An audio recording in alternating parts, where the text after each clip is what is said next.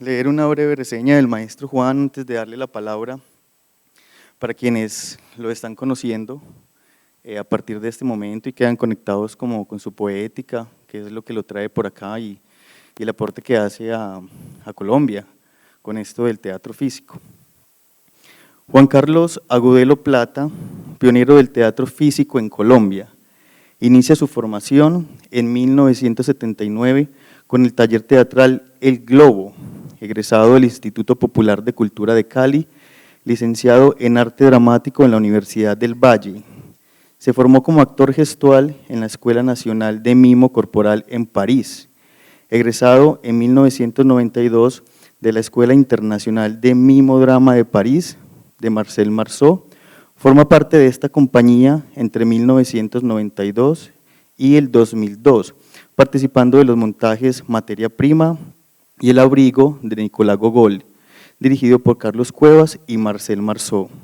Adelanta estudios de maestría en artes del espectáculo de la Universidad de París 8, transmisor en Colombia de la técnica del mimo corporal dramático de Etienne Decroux y del legado del maestro Marcel Marceau como base formativa para el actor. Ha sido profesor en principales universidades y escuelas de teatro del país. En 1999 funda en Bogotá la Asociación Cultural Casa del Silencio, Maison du Silence, y en 2016 se consolida Leyes como Escuela Nacional de Teatro Físico en Colombia. Juan, bienvenido hermano y muchas gracias.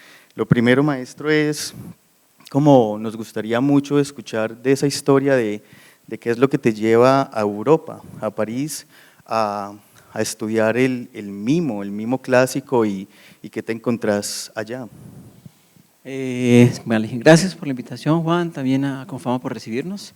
Es una alegría estar en Medellín, a mí siempre me da como, hay un vínculo pues, emocional con la ciudad. Mi padre era de Titiribí, Antioquia, entonces ahí hay una conexión con la ciudad importante y bueno, entonces estar aquí es para mí ya un gran placer, para nosotros, para Casa del Silencio.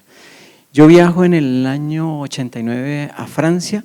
Yo hacía teatro, digamos, con El Globo, que era el grupo con el que yo empecé y había estudiado en el IPC, y hacía mimo. Yo digamos que mi formación inicial, como muchos mimos solistas en Colombia, empezó en la calle. Yo hice la calle, y iba a Cartagena, trabajaba unos meses y era como el punto de encuentro y la referencia como para desarrollar una serie de preguntas que no eran muy claras, tal vez en la época, o no eran muy claras.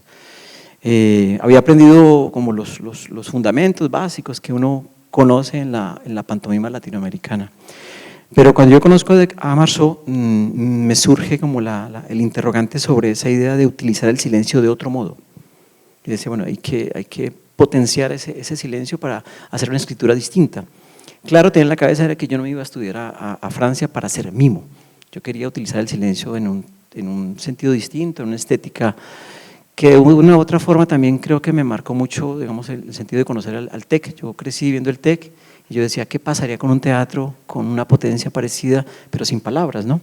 Entonces tenía como la intuición y las preguntas por ahí en remojo y me voy un poco a eso, a buscar la herencia de Marceau, y allá me encuentro con algo que se denominaba una cosa de mimo corporal dramático.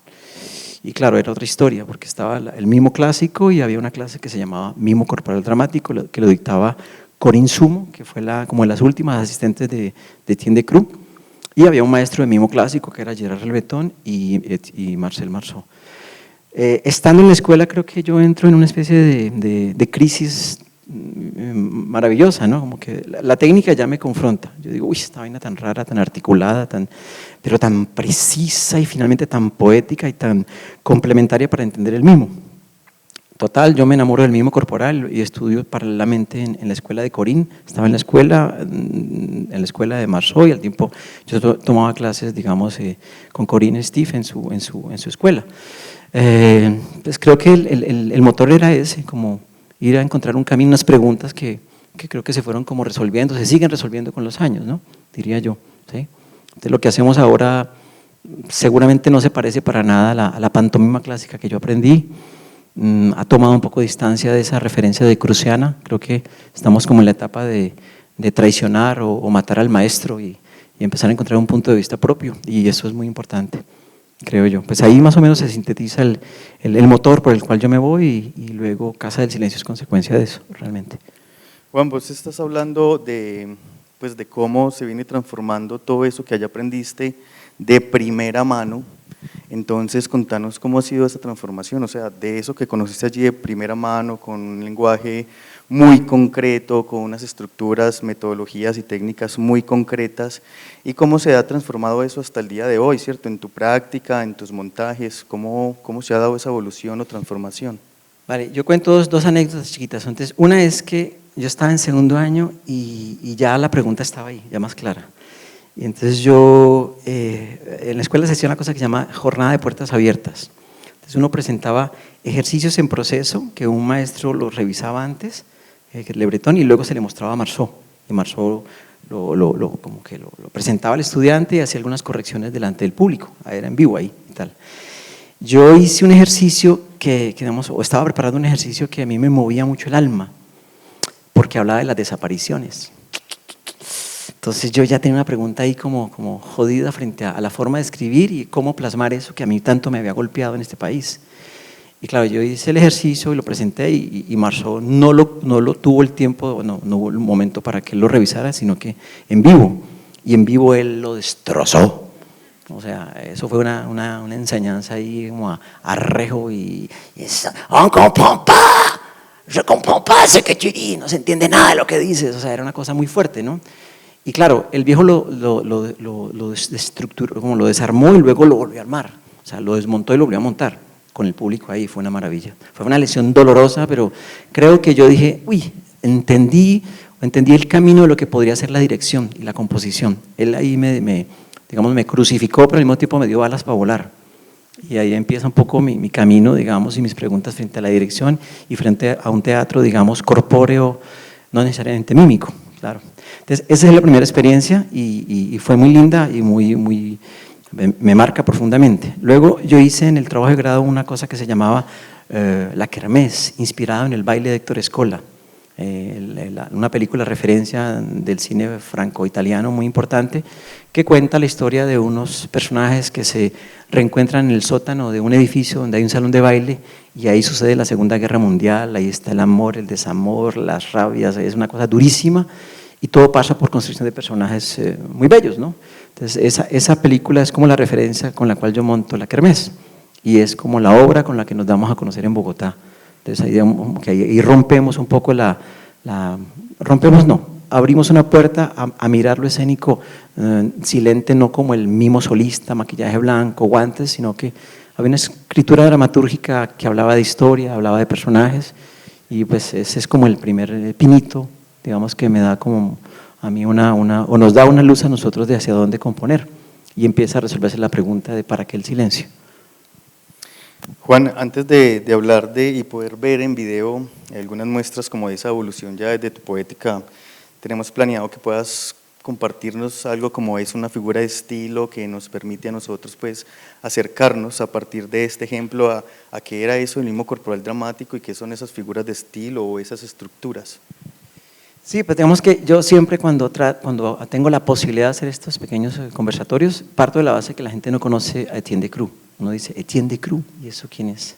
Es más conocido Marceau. Marceau fue como el gran artista que dio a conocer el mimo a nivel mundial, pero detrás de él estaba su maestro, Etienne Decroux, siendo un hombre de teatro, actor de cine, de radio, y pues como que él se planteó la pregunta de la necesidad frente al cuerpo escénico. Decía, el actor no tiene cuerpo, se para delante de miles de espectadores, ha entrenado su voz, su dicción, pero no ha entrenado su cuerpo, decía el viejo. Y decía, es increíble. Entonces lo que hace él es encerrarse, estructurar una gramática corporal muy articulada, muy gramatical, y que la denomina mimo corporal dramático. Entonces, ¿qué es lo que enseñamos nosotros en la escuela y lo que yo trato de socializar en los laboratorios? Decroux, pues, qué pena, yo estoy sin zapatos, pues porque creo que hablar de teatro físico sin moverse sería una paradoja. Entonces, claro, Decroux francés, nace en 1898, y en los años 20 empieza a hacerse la pregunta sobre esa gramática corporal para el actor, ¿cuál sería? Entonces, digamos que él toma referencias de su cultura, la Torre Eiffel, esta es una Torre Eiffel, ¿cierto? La segunda posición, porque toma elementos que están en la danza clásica, esta es una Torre Eiffel en, digamos, transporto que saco de su eje, pero sigue siendo una Torre Eiffel. Esto es una Torre Eiffel, ¿cierto? Esta es una Torre Eiffel, ¿sí? Esto es una Torre Eiffel también, yo tengo una Torre Eiffel adelante, haría una cuarta para hacer, wow, sostengo ahí. Entonces hay un trabajo, digamos, como eso, de gramática inicial con respecto a posturas que se van como ligando con la idea de articularlas. Luego, digamos, yo puedo articular cabeza, cuello, busto, tronco, conforme, contrario, doble, Torre Eiffel y ¡puff! Sí, ahí tengo un trabajo, digamos, de pedacito a pedacito. Entonces tú aprendes a rotar, a inclinar. Sí, mi busto puede hablar, él se inclina y él habla, tiene un triple diseño ahí. Entonces hay un trabajo, digamos, que es como todo el abecedario, que es muy largo, muy extenso, ¿sí? Y hay un trabajo de musicalidad del movimiento, que él llama dinamorritmo, ¿cierto? Como que él decía, en la vida hay una calidad de movimiento natural y lo que hace es que la toma y la estiliza, ¿cierto? Entonces, por ejemplo, a Juan, yo estoy aquí con Juan, somos amigos y yo le digo, está triste, melancólico, y yo me solidarizo con su tristeza, pero esta caricia que es cotidiana, de Cruz se vale de ella para la larga, ¿sí me explico esto? Entonces alargo el gesto corpóreo, el gesto cotidiano y entro en un tratamiento de estilización, ¿sí? Y ahí entran los dinamorritmos a funcionar. Entonces yo puedo hacer el mismo gesto de la caricia, lo puedo hacer alargado, que sería una resonancia, yo haría o yo podría hacer foto, o podría hacer o podría hacer o podría ser pum, pam, tai. O sea, hay todo un trabajo de musicalidad del movimiento que es lo que hace que también se matice la técnica, si no sería muy aburrida o aburridora, diríamos, ¿cierto? Y con esa gramática, yo dejo el micrófono, es que me incomoda. Entonces con esa gramática, claro que él empieza a ver la vida, digamos, las acciones cotidianas, las trae, ¿cierto? Diría, la mujer que lava en los ríos, él toma esa referencia de inspiración para trabajar piezas que llaman piezas de repertorio, que son grandes estudios. La bandera se llama esto. La fábrica es inspirada con el hombre moderno, la modernización, donde aparece toda la industrialización. Él construye una pieza que se llama la fábrica y hay todo un trabajo articulado mucho más sólido. Y en ese orden de ideas aparecen figuritas, que son como las figuras son los pequeños poemas. Las piezas de repertorio son las grandes sinfonías. Entonces esta pieza o esta figura lo voy a hacer primero en silencio y luego con música. ¿Qué sucede también? Claro, es como una necesidad de aterrizarlo en Colombia, o sea, uno quedarse con la gramática europea pues puede ser muy fría, digo yo. Entonces claro, yo cuando estudio, digamos, de Cruz y empiezo a trabajar figuras de este tipo, yo las sitúo en el Pacífico colombiano, ¿cierto? Entonces es un boga que está en su barca, ¿cierto? Lanza la cercha, se sienta, se impulsa para ir allá, para impulsar la canoa, el agua pasa al lado y lado, ¿cierto? Mira a su ser amado y le dice adiós, adiós allá, regresa otra vez a la canoa, clava la cercha en el agua para luego salir y se convierte en una pequeña marcha y se repite. ¿Sí? Hagámoslo un segundo con música. Entonces imagínense en el Pacífico colombiano o en la costa chocuana.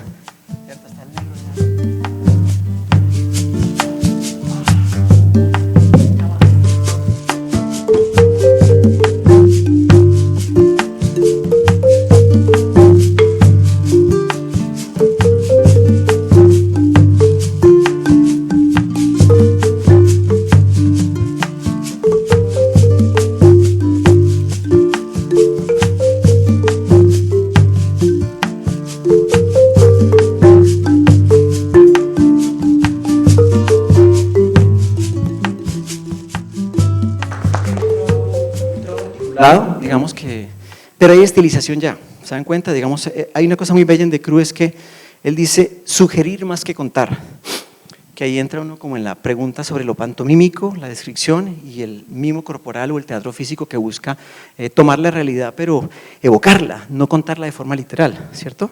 Ustedes ven la secuencia y ahí es metáfora todo, esto es un adiós, ¿cierto? Es el símbolo de eso, ¿cierto? Esta mano cuando pasa acá y esta mano hace, es el agua que pasa, ¿cierto? Que pasó la cercha y se convirtió en agua. Entonces Entonces hay siempre una preocupación por ir a la metáfora, ¿sí? O sea, tomar la realidad y hacer la transposición. Ahí está un poco, y bueno, si hubiese tiempo, pues hablaríamos de la técnica, y es un camino muy bello. Sin embargo, una pequeña referencia histórica. En los mismos clásicos existe esta marcha que se llama marcha de ilusión, ¿cierto? Se llama así, marcha de ilusión. Y es crear la ilusión de desplazarse estando en el sitio. Esta marcha la inventa Etienne Decroux y Jean-Louis Barrault para una película que se llama Los Niños del Paraíso. Entonces al fondo pasaba un sinfín, un gran paisaje, y Batista, el Pierrot, iba caminando acá.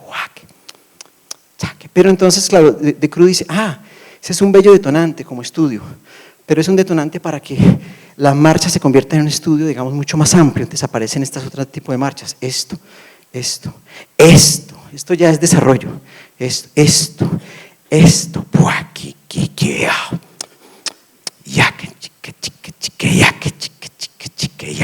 Sí, hay todo un estudio sobre la marcha, marchas de salón, marchas líricas, marchas de trabajo.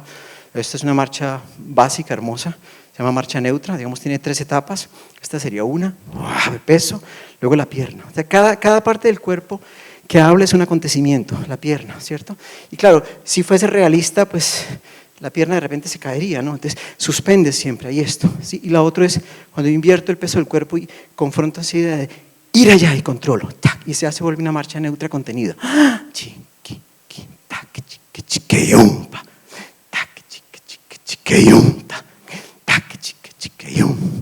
Ahí está un poco como pistas del lenguaje, hay muchas, ¿no? Marcha sobre las nubes, versión Marceau, esto es una versión sencillita, entonces él dice es como el amor, entonces aquí como que aparece el amor, lo entrego, y aquí me desilusiono y la vida continúa, y aparece, y entrego todo, y me fundo, y la pierna, es una pequeña marcha sobre las nubes, pero hay todo un trabajo de articulación, ¿se pillan? O sea, hay musicalidad, hay de todo, hay disociación, hay centro, hay verticalidad. Y en Decroux, la marcha sobre las nubes es esto.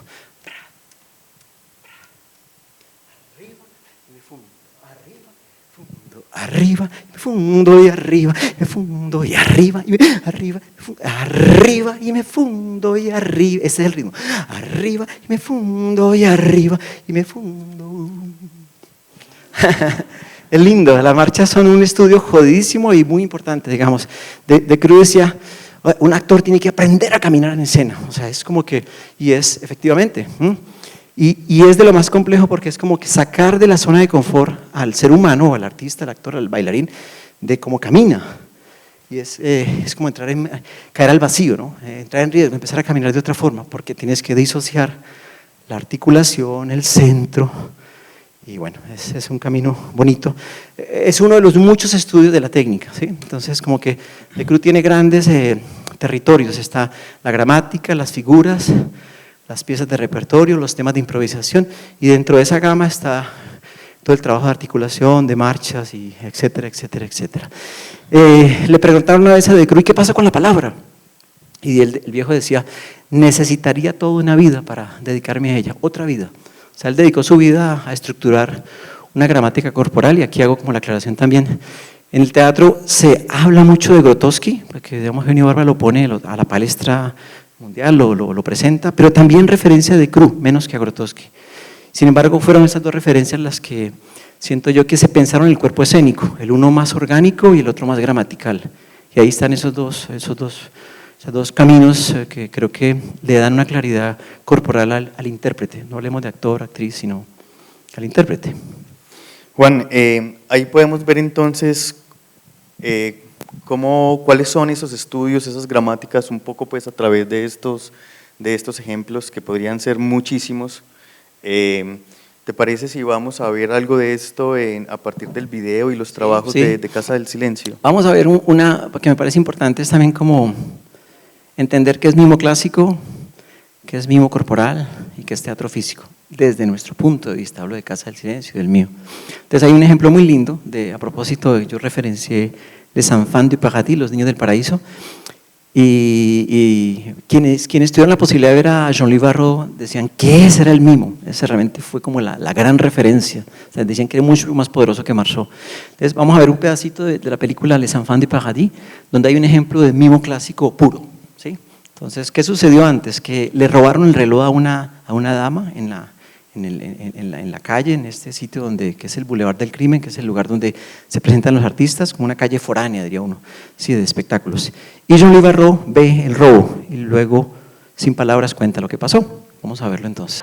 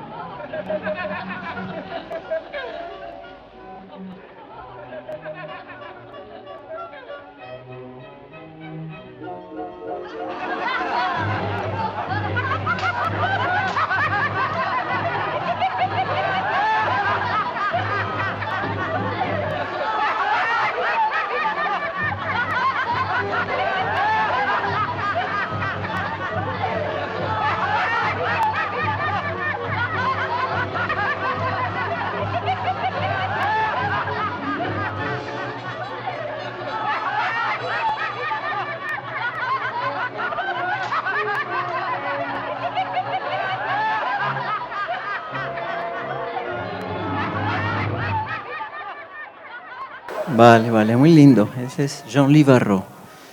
La historia es muy bella porque cuando hubo el mayo del 68, ¿sí? Francia, él dirigía un teatro que es el Teatro del Odeón, y claro, en plena revolución estudiantil, el man abrió las puertas del teatro y todos los estudiantes se tomaron el Odeón, y al día siguiente lo echaron. Y fue un hombre combativo, digamos, un personaje muy lindo para Francia. Yo tuve el placer de conocerle así, de forma efímera, pero era como el equivalente a Grotowski-Cieslak. Jean-Louis Barrault era el equivalente a Decroux, o sea, el asistente, el genio con quien logró como empezar o estructurar las bases del lenguaje que se enseña ahora en muchos lugares del mundo, que es el mimo corporal. Vamos a ver un pedacito de otro material que creo que hace un giro pequeñito, sutil, sigue siendo mímico, pero ya hay unos visos de estilización y de talla, de escultura, digamos, ¿cierto? Entonces es Etienne Decroux con una de sus estudiantes y actrices. El ejercicio se llama la estatua o la escultura, un fragmentico pequeño, y si quieren podemos conversar alrededor después de esos dos materiales, si hay preguntas.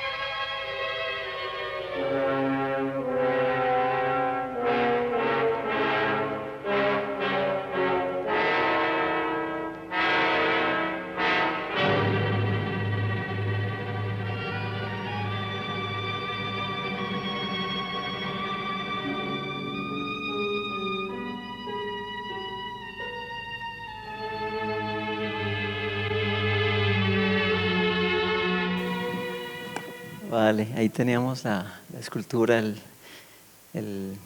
pues ese es un icono digamos, del lenguaje, del mimo corporal, porque son como los primeros dibujos de una mimesis, pues no hay maquillaje blanco, esa idea de sugerir más que contar. Entonces hay una diferencia entre lo primero y lo segundo, pero es la historia y son las bases, son las raíces realmente.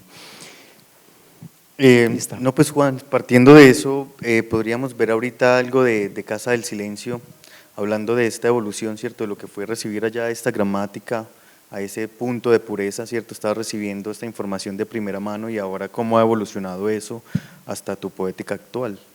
Sí, vamos a ver materiales diversos, en varios momentos, un pedacito tal vez de Cocoro, de Entre Mortales. Pues yo digo que hay como exploraciones que nos llevan como a territorios bien diversos.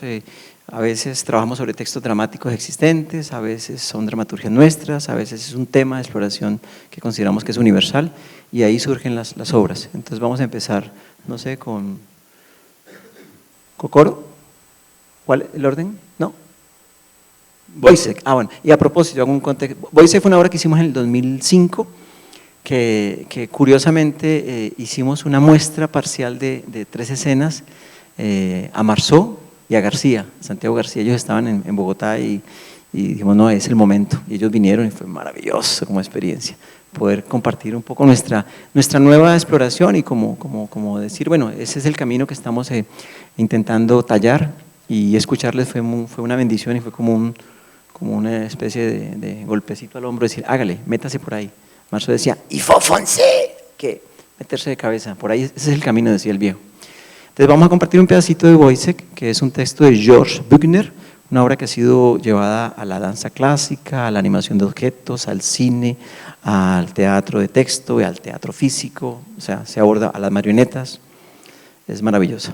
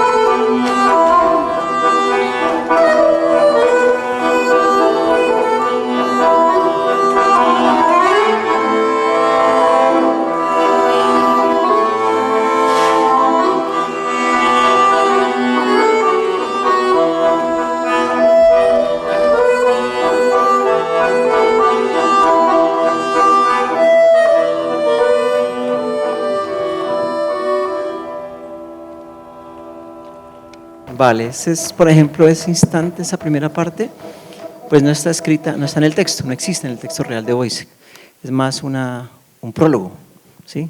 Que el lenguaje te permite tallar, ir a la metáfora y a sugerir esa condición humana de vulnerabilidad, ¿cierto? Y pues nosotros lo desciframos o lo planteamos como un cuerpo que es manipulado, pateado, debajeado por otros hombres, ¿no? Y bueno, ese fue como el inicio de ese Wojciech, y la obra está grabada también, y es una pieza que tuvo como un eco muy lindo en festivales y que nos dio como un lugar también en la escena nacional. ¿Vemos un pedacito? ¿Conversamos? ¿Cocoro? Cocoro es otra pieza distinta, ahí empiezan a intervenir elementos de animación de objetos, que tiene que ver con nuestra historia, si hablamos luego de cuáles son las herramientas o de dónde vienen todos las pistas, porque no solamente de Cru y Marceau, sino que son otras que nos han como iluminado el camino. Entonces Cocoro habla de las relaciones humanas, relaciones de pareja, y es la historia de 2 personajes inmersos en un universo de papel y de cartón, y es un amor de una pareja que se busca pero no se ve, el otro se le va de las manos y nunca se encuentran, hay una especie de indiferencia no provocada, lo que implica las relaciones, estás, a veces no estamos, nos conectamos, no me ves, no te siento, estoy contigo. Entonces es un ejercicio bonito sobre el amor, un poquito dolorosa, pero Es una obra que también ha tenido como una historia muy bella. Esa obra tiene casi 370 funciones, ha hecho temporadas, regiones del país, ha estado por fuera del país. Es una obra que queremos mucho porque además somos un equipo pequeñito. Sigue activa. Sigue viva, sí, hace parte del repertorio, Cocoro. Qué bueno ver la kermesse también, un fragmento de la kermesse. Ay, sí, ese fue el primer impulso. Pero mira que no hay muy buenos registros. En la página, sin embargo, aquí hay un fragmentico chiquitito.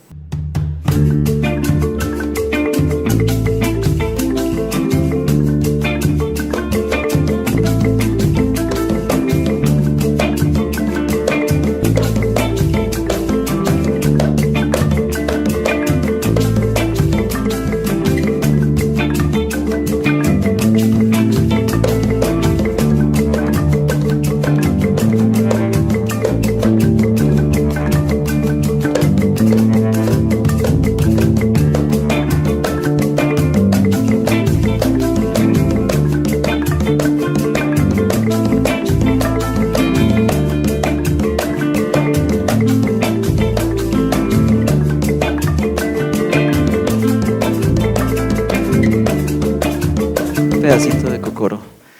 Cocoro, un corazón que palpita en movimiento. Ese es como el alma de ese espectáculo, ¿sí? Así lo definimos. Yo pude verla hace 8 años y está entre mis preferidas de Casa del Silencio. Por eso te preguntaba si estaba activa, porque pues ojalá la veamos pronto de nuevo. Sí, todavía palpita. Listo, Juan, ¿y otros materiales que quieras compartirnos como para ver esa vemos evolución? Un poco de los 2 últimos espectáculos, un pedacito de Manú, que es una historia que yo quiero mucho. Manú o La ilusión del tiempo es realmente la historia de un soldado que regresa de la guerra, una guerra a la que no quiso ir. Y sí, efectivamente es como una especie de catarsis frente a este país, ¿no? Yo quería hablar de ese momento, de esa realidad que tanto nos golpea, pero pues uno no puede escapar al tratamiento poético. O sea, entonces hay eso, una historia de un soldado en medio de la soledad y que regresa a casa a buscar a su amada y ahí está, es una obra que también que queremos mucho, o sea, nos ha abierto espacios, hemos estado por fuera del país en festivales muy importantes sin buscarlos, han aparecido las invitaciones ahí, ahora en junio vamos para Corea, por ejemplo, con ese espectáculo, y nos dice, no, es una obra que tiene pulmón y camina todavía y está como, vivita. Vamos a pasar un pedacito entonces de Manú o La ilusión del tiempo.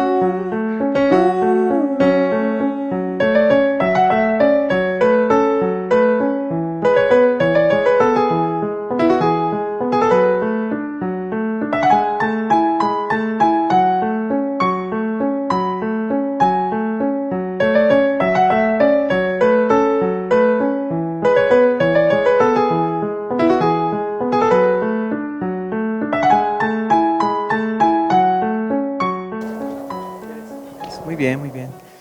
Listo, ahí está. Podríamos ya dialogar a partir de ahí. Pues ahí hay ya digamos que si uno mira el mimo clásico, pues esto está como en otra exploración o en otras preguntas, ¿no? Sin embargo, hay homenajes al mimo clásico. Esto de las manos es literalmente un homenaje a Marceau. Él tiene una pieza que se llama Le Cauchemar de Pickpocket, la pesadilla del ladrón, y es inspirado de ahí, pero pues está llevado a esta otra dimensión que es como lo que están viendo ahí. Porque también hubo un deseo con respecto a ese espectáculo de rendirle homenaje a Marceau, a los héroes de infancia, al Principito, y hablar de Colombia también. Hay algo muy, pues muy bello y también muy interesante es ver, si recordamos este ejemplo de la figura de estilo y cómo esta gramática es tan concreta, pues podemos ver efectivamente como una traslación que haces a tu poética, porque de igual manera pues uno puede ver ahí los dinamorritmos, la segmentación corporal, es evidente, es evidente.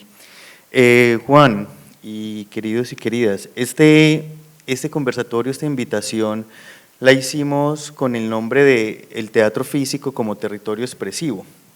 Entonces, creo que mucho que vale la pena aprovechar la visita de Juan para hablar de esto, del teatro físico, porque pues ahorita entendemos el teatro físico como una forma teatral, un territorio expresivo donde el cuerpo es la herramienta poética privilegiada. Ahorita podemos entenderlo así. Sin embargo, pues hablar de teatro físico es hablar de un estado también natural del teatro, es decir, el actor, la actriz en la escena, su cuerpo, su movimiento, trasladarse de un lugar a otro ya es naturalmente físico. Entonces, como que vale la pena preguntarse, bueno, pero efectivamente todo teatro es físico, todo teatro es físico. Entonces, Juan, me gustaría mucho que nos hablaras de para vos qué es esto del teatro físico y en qué momento decidís denominar tu trabajo en este territorio del teatro físico, qué características le encuentras, porque seguramente ni de Cruz, ni Marceau, y si nos vamos a otros lugares, ni Meyerhold, pues no leemos en sus libros teatro físico se hace de, ni es, eso es una denominación pues muy moderna, ¿cierto? Podríamos estar hablando de las últimas décadas, de 3 décadas del siglo XX. Entonces, contanos para vos qué es eso del teatro físico y qué características y hallazgos encontrás en él. Sí, yo creo que, o sea, mira, cuando empezó el grupo, lo que hacíamos, y claro, yo tenía la huella y digital de Marceau y era que nosotros hablábamos de mimodramas. Entonces, que eso rompía la idea del solista y eran ya historias redondas de 15, 20 minutos y era denominada mimodramas. Entonces, así se llamaba, digamos, la primera pieza. La Kermés, un espectáculo, un mimodrama para teatro del silencio. Ahí yo empiezo yo como a hacerme la pregunta. Pero creo que la exploración con Casa del Silencio nos fue llevando y sobre todo como las influencias de otras herramientas que fueron nutriendo la estética de Casa del Silencio nos fue llevando a replantearnos y al final encontrarnos con esa definición de teatro físico. En un momento lo llamábamos teatro gestual, pero creo que el camino nos llevó a esto de teatro físico pues porque pasaron muchas cosas. Digamos, nosotros para cada espectáculo, o por lo menos en el pasado, hacíamos el ejercicio de traernos un maestro que nos moviera el piso, que nos sacara de la zona de confort. Entonces vinieron gente que trabajó con Philippe Jonty, que es una compañía ícono del teatro visual, de la animación de objetos en el mundo. Ya no circulan, pero realmente creo que ellos fueron el epicentro de esa exploración tan poderosa que se llama animación de objetos. Ellos fueron los que hicieron los estudios grandísimos. Ellos estuvieron con nosotros y 2 compañeros de clase que habían trabajado con la compañía.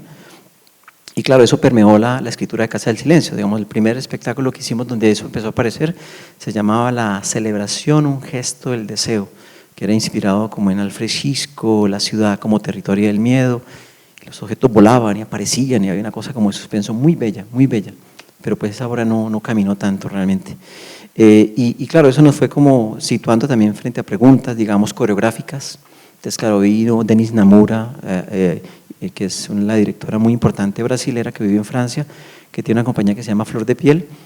Ella fue a estudiar en los años 70 a Francia mismo, pero terminó haciendo danza contemporánea, una danza contemporánea muy cómica, divertidísima, o sea. Entonces, claro, para mí fue una referencia y ella vino a Colombia y estuvimos trabajando con ella para un espectáculo también, como la preparación física, diríamos eso. Sucede con las acciones físicas igual, como que ver ese territorio como una fuente de exploración muy poderosa. Hay algo que se llama la emoción como entrenamiento físico que pone, no es que ponga en cuestión, es otra mirada frente a esa idea de la emoción, a esa idea de la memoria emotiva. Nosotros decimos, este es un camino, pero está este otro, que es la emoción como entrenamiento físico, donde el intérprete, el actor, aprende encuentra dónde están los motores de la emoción y aprende a manejarlos, a controlarlos y a ponerlos al servicio de una acción, de una coreografía, de una escena. Entonces, ahí como que todas esas herramientas fueron como permeándonos cada vez más y llevándonos a la idea del teatro físico, que creemos que es lo que hacemos nosotros, ¿cierto? Es nuestro teatro físico. También aparece el videomapping, ya como las tecnologías, tratando de utilizarlo sin abusar. En Manú se utiliza, hay unos 3 momentos muy bellos y bueno, creo que eso el camino finalmente nos conduce a decir que sí, hacemos un teatro corpóreo, un teatro físico que habla siempre de universalidad, que toma elementos mímicos, pero que va a la metáfora, que dialoga entre el teatro de texto, entre tal vez el gesto danzado y encuentra un punto de equilibrio. O sea, no es tan abstracto, pero tampoco es tan descriptivo. Y en esa medida navega en esa ruta, que es lo que hace Casa del Silencio. Pero hay muchos otros abordajes, ¿no? Y hay muchas bellas referencias. Por ejemplo, hay una compañía que les recomiendo que estudien o que revisen, se llama Gecko, inglesa. ¡Uf! Poderosa. Pues digo que es el universo nuestro, pero con mucho dinero. Entonces es tremendamente poderosa. Ha estado en el Iberoamericano y hay muchas compañías que están en una búsqueda teatral muy, muy fuerte. Nosotros hace poco estuvimos en Polonia y allá también hay una movida física tremenda. Entonces uno dice, claro, el lenguaje efectivamente tiene 3 décadas, diría uno, pero galopa fuerte. Digamos que es un punto de encuentro donde las generaciones jóvenes como que se sienten más identificadas, ¿no? Entonces ahí es visual, es corpóreo, genera preguntas y no todo el mundo encuentra su felicidad en la palabra.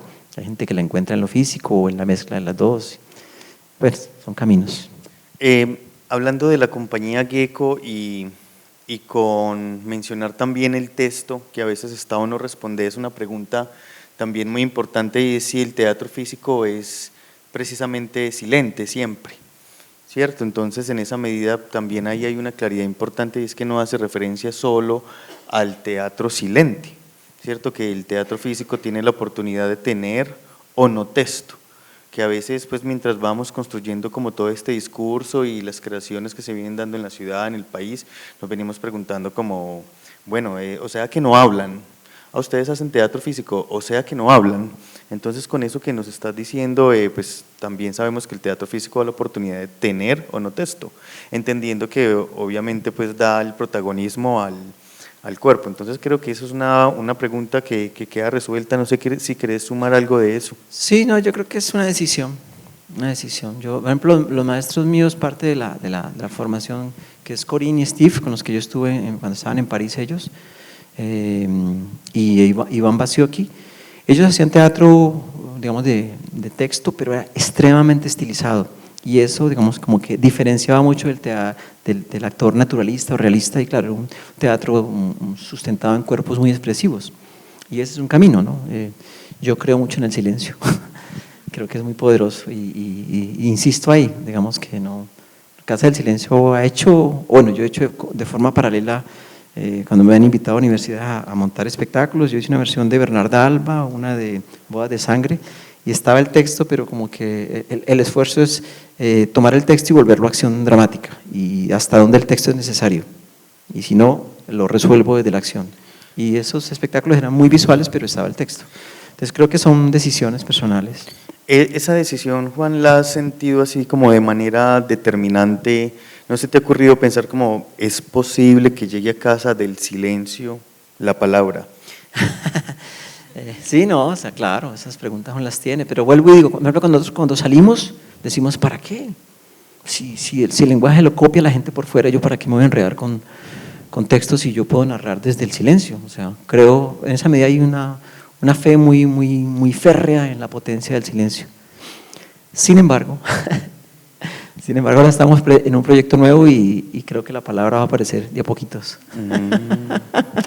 Casa del Silencio y sí, la palabra. Sí, estamos en esa pregunta. Bueno, la palabra creo que va a tener un lugar, pues no sé, pero esa es como una pregunta reciente en la que andamos.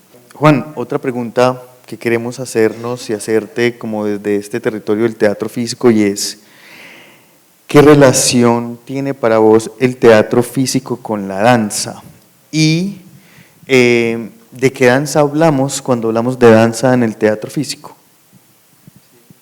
Pues sí, no, yo creo que también son decisiones y como yo tuve el placer de ver a Pina Bausch 2 veces y wow, eso a mí me marcó profundamente, o sea, como que me pegó duro allá y yo dije, pero es que no son solamente bailarines, son intérpretes, son poderosos, o sea, había una cosa muy orgánica y entonces, ¿de qué danza hablamos? Sí, son caminos también como muy diversos y yo siento que el lenguaje es como que acaricia el movimiento en un tratamiento dancístico, no sé, danzado, estilizado. Somos como hermanos, yo creo que somos familiares. Yo no siento, yo establezco buenas relaciones con bailarines generalmente. Sabemos que cada compañía, cada grupo, cada artista desarrolla de manera autónoma sus metodologías, ¿cierto? Las metodologías que le permiten llegar a sus deseos expresivos, poéticos, y que a la vez, pues, cada pieza teatral en sí ya devela una metodología, lo que quiere decir que es una pregunta amplia y podríamos quedarnos largo rato hablando de eso, pero contanos un poquito, puede ser a través de un montaje o de algunos detalles de cómo funciona la metodología de puesta en escena en Casa del Silencio. O sea, puede ser tan amplio, pero sabemos, por ejemplo, que si yo fuera a montar un texto de la manera, de la convención tradicional del teatro de texto, ¿cierto? Hay unos procedimientos que son recurrentes, que uno se acerca al texto y que tiene una forma de analizarlo y sacar de allí unas acciones físicas basadas en el análisis, y que eso es algo que uno podría decir, si bien puede variar mucho, pues es una estructura que puede reiterarse en muchos procesos. En este caso del teatro físico y del acompañamiento de montajes, ¿cómo es esto de la metodología, los hallazgos o algo que sea recurrente? Pues yo siento que no hay una fórmula, como que cada espectáculo nos ha llevado como a confines distintos, diversos. Hemos trabajado con una dramaturga en algunas ocasiones, hemos trabajado nosotros, digamos, como dramaturgos, intérpretes, creadores, hablamos del, a mí me gusta ese término, se acuñó hace muchos años, no sé quién lo dijo, cuando habla en el lenguaje, sobre todo en el teatro físico, no hablamos de actores, de actrices, sino que hablamos de intérpretes, creadores, porque el cuerpo del intérprete creador es el lugar donde se tallan gran parte de la escritura del espectáculo, o sea, desde ese cuerpo es que realmente se va consolidando un camino y se va como encontrando una escritura. Entonces, como que sí, varía. Por ejemplo, cuando hicimos el Voice, esa adaptación la hizo Marcel Reina, un amigo que había estudiado dramaturgia en Francia también. Digamos que él lo que hizo fue tomar las escenas del Voice y volverlas acciones, ¿sí? Microacciones. Y claro, el Voice tiene esa ventaja también, esa obra es una obra como, yo diría que no es lineal, es un final que no está terminado y te permite un poco jugar, y el lenguaje te permite jugar con una temporalidad en la escritura. Y claro, se trabajó fundamentalmente sobre la acción física, o sea, muchas escenas nacen de una acción física, ¿sí? La escena donde él llega a la casa, el man entra a la casa y ya la ha visto a ella con el tambor mayor, y entra y le huele a hombre, y ella está cortando tomates ahí en medio de la mesa y él la mira acá y la coge el cabello y le huele el cabello, lo sacude y ella sigue cortando tomates y coge un tomate y lo tira y se vuelve una cosa que va creciendo emocionalmente y va develando lo que va a pasar, porque al final él la mata, es terrible. Pero está el amor entre ellos, y esto fue construido porque la actriz encontró los tomates como esencia para elaborar esa escena. O sea, ella planteó la idea de cortar, y hay un nivel de tensión que aparece rítmicamente, hace y va cambiando. Y entra él, y entonces hay un diálogo, digamos, que se va potenciando en ese ejercicio de la construcción de la acción física de la actriz, y luego el actor que entra, el voice que entra como a dialogar con lo que ella propuso, y ahí nació una escena maravillosa. Entonces, ese es un ejemplo, ¿cierto? Angelita Valderrama, nuestra dramaturga, ella describe, ella dice que en el teatro físico las palabras están hechas no están hechas para ser dichas, sino para ser hechas. En esa medida, pues claro, una dramaturgia que es muy parecida a la otra, hay sucesos, hay diálogos, hay todo, pero hay unos detonantes que hacen que la exploración de la compañía y el lenguaje te lleven como a unas definiciones visuales, corpóreas, coreográficas. Este material, por ejemplo, es otra historia que tal vez de repente Joana me ayudara, si viene, por favor, para hablar de las máscaras, ¿no? Como de un poco la intuición que hay con respecto a este material. Pero con Manu era la idea inicial del deseo de hacer un solo, realmente un solo muy acompañado, y pues yo quería hablar de mis héroes de infancia, del Quijote, del Principito, de Chaplin, de Marceau, y de Colombia. Y ahí pues cuando uno lee la dramaturgia de Angelita son eso, son pequeñas acciones o sucesos contenidos que digamos, no son acotaciones, son como están planteados para que uno encuentre el camino y vaya tallando. Pero creo que ese diálogo genera una doble dramaturgia, una es la escrita y otra es la que hacemos acá, pues porque aquí se talla realmente gran parte de la escritura, ¿cierto? De esas ideas que ella plantea como detonantes. Y varía, ¿no? Con Entre Mortales trabajamos sobre las referencias bíblicas, Caín y Abel, Moisés y las aguas, y esos fueron como los soportes para componer esas escenas de forma visual, ¿sí? No hay una fórmula, yo creo que nosotros ahora estamos por ejemplo en eso, en dos nuevos materiales y estamos haciendo todo, la dramaturgia, con dos directores externos y ahí estamos, encontrando un camino como pero no existe una fórmula, ¿no? Que Casa del Silencio hace así o así, no, varía cada vez que nos enfrentamos a un material nuevo. Sí, lo que sí podemos pues, ver en esa diversidad es que sí hay un protagonismo del cuerpo en el desarrollo de esa acción, ¿cierto? Tengamos un texto, no hay un protagonista y hay un protagonismo del cuerpo y observamos lo que va diciendo esa escritura que aparece ahí inicialmente en el espacio vacío, es algo que por lo que decís como puedo seguir entendiendo. Y asimismo, Juan, de la metodología de la dirección también son muchas, tantas como directores, sin embargo uno de los roles que entendemos del director también es como ese primer espectador del espectáculo de lo que aquí se está planteando y vemos que vos estás en todos tus montajes, ¿cierto? De manera fundamental. Entonces, ¿cómo es eso de dirigir y actuar, de dirigirse? ¿En qué momento entras o en qué momento salís? ¿Cómo funciona eso? Yo no sé. No, ahorita pienso de, uy, pucha. No, sí, digamos que tú estás adentro, pero es difícil de explicar. Yo digo, tal vez la pandemia nos pegó duro a todos, ¿no? Cosa tan berraca. Pero también nos puso como nos permitió descubrir formas de resolver ese problema. Entonces, por ejemplo, el espectáculo de máscaras, pues recurrimos al audiovisual, nosotros nos grabábamos, analizábamos y ahí íbamos como tallando. Entonces, realmente el video lo utilizamos para esto. En las otras exploraciones no, pues no sé, creo que hay un ejercicio de estar adentro, tienes una intuición, como una mirada externa y por momentos tienes que salirte. Yo digo que Manú, ¿cómo se hizo? Es que no me acuerdo. Claro, íbamos construyendo. Creo que también la grabábamos, sí, también la grabábamos y había como el análisis de cada escena construida y no sé, es como una especie de doble lenguaje. Estando adentro me ayuda para estar afuera y estar afuera me ayuda para estar adentro. Y pues es un ciclo bonito. Yo lo siento que lo estoy quemando, ahora me quiero irme para afuera, no quiero estar más adentro. Y pues esa ha sido nuestra historia. Explicarla no tengo en este momento no tengo como las palabras para aterrizar, es muy intuitivo, hay mucho de intuición, ¿cierto? Aquello que funciona, aquello que no funciona. Bueno, genial, nos vamos acercando al final, por si alguien quiere ahorita preguntar algo.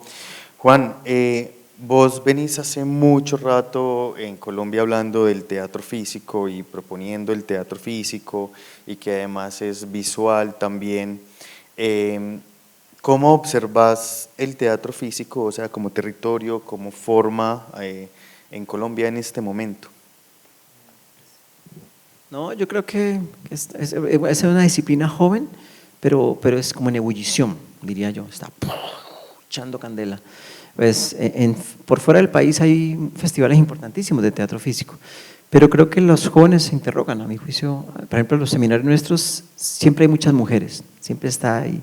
El 80% son mujeres y creo que hay una pregunta, creo que el lenguaje te provoca, te excita, te interroga y pues ahí va, pues yo diría no tiene un lugar, no hay un gran festival de teatro físico, no hay universidades que se la jueguen por el teatro físico, Entonces son como complementos ahí. Pero existen laboratorios donde la gente va a buscar y, digamos, tal vez ya no es necesario irse para Europa, ya hay donde encontrar raíces y poderse alimentar y resolver esa pregunta. Pero siento que es, no sé, en Medellín, ¿cuántas compañías hay de teatro físico? ¿3, 4? ¿Cuántas más o menos? No sé, yo no conozco bien la ciudad. 3 compañías. En Bogotá pueden haber 4, máximo 4, ¿sí? Hay mucho solista, aquí hay mucho solista, ¿no? Que hace mimo clásico, en Bogotá igual, pero como compañías no hay tantas, ¿no? Entonces, y pues no es fácil, ¿no? Hacer grupo y hacer repertorio, pero creo que se ha ido ganando un lugar en la escena nacional, o sea, en los festivales de teatro del país siempre hay teatro físico, en Manizales hay, en el Ibero hay, y creo que ahí es un lugar que nos hemos ido ganando. Eso es, entonces ahí va, ahí va. Juan, siendo entonces, o sea, decís que está en ebullición, o sea, es algo que ahora se está haciendo evidente, como esto que se está gestando, ¿cierto? Porque siempre lo ha habido y como mencionaba al principio, pues algunos hacemos el ejercicio de nominarlo, no quiere decir eso precisamente que seamos los únicos que estamos planteando eso, desarrollando eso, porque es un territorio precisamente, que el teatro físico no es esto, ¿cierto? No es una cosa, es algo amplio que tiene unas características recurrentes, ¿cierto? Pero en esa juventud del teatro físico en Colombia, a las personas que estamos empezando a indagar en este territorio, desde estudiarlo, desde la práctica, desde los laboratorios, desde una poética en muchos casos ya bien desarrollada, vos como maestro del teatro físico, como director pedagogo, vos ¿qué podrías aconsejarle a alguien que esté iniciando en este territorio? No sé, pues yo creo que es un lenguaje muy lindo, muy, muy poderoso. Ya existen cosas, o sea, ya existe gramática, o sea, hay que estudiar de Decru, yo creo, ese es como el primero, el abecedario es de Decru, y luego pues empezar también a encontrar otros caminos y también mirar para adentro, para el país, o sea, si un actor físico que ha hecho de Decru, una persona que ha hecho de Decru, además de eso baila tango, además de eso toca un instrumento, además de eso, no sé, hace capoeira, creo que la herramienta física se va nutriendo y tú vas tallando un cuerpo disponible. ¿Sí? Yo creo que el fundamento es de Decru y hay que entender también el mimo clásico, hay que entenderlo, hay que verlo con ojos de respeto y de fundamento. ¿Sí? O sea, poder abrir una puerta, la ilusión de una puerta, pues eso suena básico, pero hazlo y que se vea. Y eso te lo enseña el mimo clásico. ¿Sí? No sé, creo que es un camino que cada persona se proyecta y creo que los colectivos son muy necesarios. A mí me alegra mucho que enseñe de Decru en Medellín, ¿sabes? Digo, ¿qué nota? Pues porque eso hace 30 años no pasaba, hace 25 años, hace 15 años no pasaba. Entonces, claro, descubrir a Decru en laboratorios independientes o en universidades, parece que eso es una nota. Por ahí se empieza, creo yo, por ahí se empieza. Y bueno, pues hay otras digamos, herramientas que te nutren. Entender la animación de objetos me parece que eso es clave para la composición, es súper importante. Las acciones físicas bien comprendidas son claves también para componer y para entender el lenguaje. Juan, antes de abrir el micrófono, pues vamos a la pieza que ustedes van a hacer este lunes aquí un pedacito, sí. en el teatro, que se llama Adentro Gastón y Mandí, sí, que es una pieza que se desarrolla a través de la técnica de la máscara expresiva.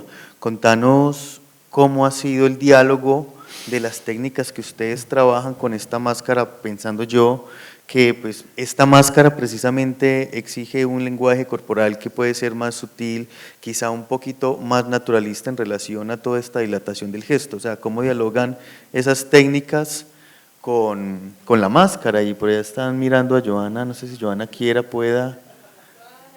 Venga, eso. No, porque es que hablar de este espectáculo sin Joana no tiene sentido, o sea, realmente eso es un trabajo que hicimos en equipo. Pero yo creo que eso es un animal muy serio, esa sería una cátedra de formación para el actor, para nosotros. Según la conclusión que sacamos es eso, realmente el objeto es tan poderoso que te obliga como pues a tomarlo como con la seriedad, mencionada Joana. Entonces, no sé, si quieres contar un poquitico, Joana, de tu experiencia con respecto a Adentro, a la creación de ese espectáculo. Digamos que creo que lo que también ayuda mucho es haber hecho de crew, porque de crew te enseña a articular y la máscara pide articulación, te pide quedarte quieto, no moverte tanto. Y pues hay toda otra investigación pues a socializar. Hablemos un poquitico de la obra y la relación con las máscaras. Buenas tardes. Ya tocó. Bueno, pues a ver, contarles de la máscara, que esto fue una intuición también, como muchas de las cosas que ha contado Juan Carlos, y surgió por un deseo de probemos qué pasa con las máscaras, qué pasa con las máscaras y este cuerpo que nosotros hemos trabajado durante años. Entonces nos pusimos a explorar nosotros mismos, ¿no? Cómo tallarlas, cómo hacerlas, aun cuando pensábamos que las íbamos a mandar a hacer con un mascarero profesional, digamos. Y en esa búsqueda apareció ella, así como la ven. Y Juan Carlos dijo, uy, a mí me parece que esa máscara tiene un nivel expresivo importante. Entonces nos quedamos con esa máscara, que fue pues la que yo me puse inicialmente y por la que surge esta historia. Ella tiene muchos problemas en su construcción, pues fue la primera máscara que yo hice y que resultó pues muy difícil de usar, porque por dentro ella es bien contrecha. Entonces, encontrando como el lugar de los ojos, de cómo usarla, ¿cierto? De cómo respirar dentro de ella, porque estas máscaras expresivas pues son completas, ¿no? Hasta acá. Entonces, en medio de una claustrofobia, con ella encima y con el rostro un poco así, pues entiendes que con esto es como imposible estar sobre el escenario. Claro, efectivamente le dije a Juan Carlos como nadie monta una obra de teatro con esto, o sea, se necesita un mascarero, alguien que haga este trabajo bien, porque… Pero digamos que con los días empezamos a usarla más tiempo y a entender la máscara. Creo que esta fue la mejor escuela. De forma intuitiva nos la pusimos. Bueno, me la puse y me di cuenta que ella era así, era más bien escucharla, era aceptar la máscara, ¿no? Y empezar a ver que esto hacía que también su cuerpo tuviera esa misma, quizá como esa misma presión, y que eso me hiciera sentir un dolor particular en la cadera. Y entonces ella ve muy poquito, ¿no? Si ustedes ponen sus manos acá, ¿cierto? Así, con los dos. Se dan cuenta que de aquí para acá no se ve nada, ¿cierto? De aquí para abajo no ve nada. Ella tiene una mirada muy triste porque mira así hacia abajo.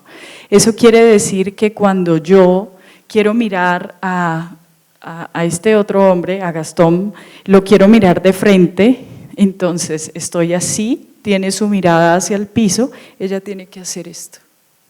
Y esto empieza a configurar el cuerpo de ella, porque tiene que estar acá, pero tiene esto, y ella empieza como a caminar, ¿cierto? Un poquito elegante, y entonces creo que la máscara nos enseña mucho por esa razón, ¿no? Como que nos enseña a callarnos un poquito a nosotros y a descubrir el cuerpo de la máscara, cuál es ese personaje que está ahí, que la habita.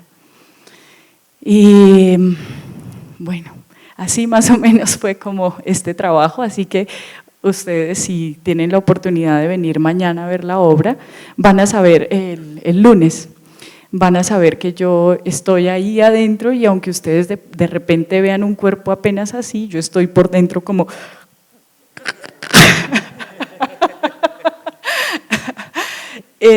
y bueno, ya como que esa fue la experiencia con ella. Y posterior pues ya vinieron estas dos otras máscaras que fueron